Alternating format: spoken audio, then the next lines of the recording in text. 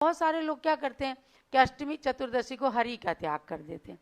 ऐसा हमारे दिगंबर जैन शास्त्रों में कहीं भी नहीं लिखा। देखो, जब 6 रस होते हैं, 6 रस में कहीं हरि का नाम नहीं है।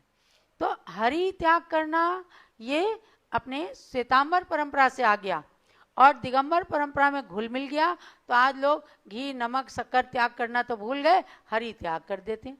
और हरि त्याग कर देते हैं, फिर क्या करते हैं, चना खाते हैं, पापड़ खाते हैं, बड़ी मंगोड़ी खाते हैं, जिनमें और ज़्यादा दोष होता है, उनमें त्रस्त जीवों का घात होता है।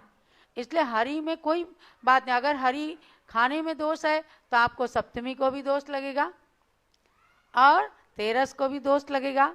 इसलिए हमारे आचार्यों ने, जो आचार्य शांति सागर महाराज जी, आचार्य महावीर कीर्ति महाराज जी आदि की परंपरा में जो चलाया, जो हमें ज्ञानमती माता बताती हैं कि 6 रस का त्याग करना वो तो तप में है, बहिरंग तप में, लेकिन हरि त्याग करना किसी भी तप में नहीं है।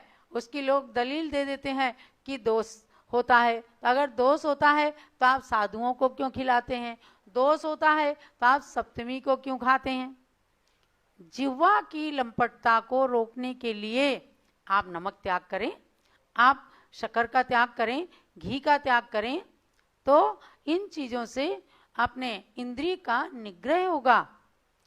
लेकिन हरि का त्याग करके और दूसरी चीज़ें आप अटर सटर खाते हैं तो उसमें बल्कि दोष लगता है। तो ये जान लेना कि कहीं भी दिगंबर जैन आगम में आजकल के पंडितों ने लिख दिया हो, कहीं उसकी बात मैं नहीं कर रही, लेकिन किसी भी आचार्य प्रणीत ग्रंथ में, प्राचीन ग्रंथ में कहीं भी आपको हरि त्याग करने की बात नहीं लिखी है, नहीं मिलेगी।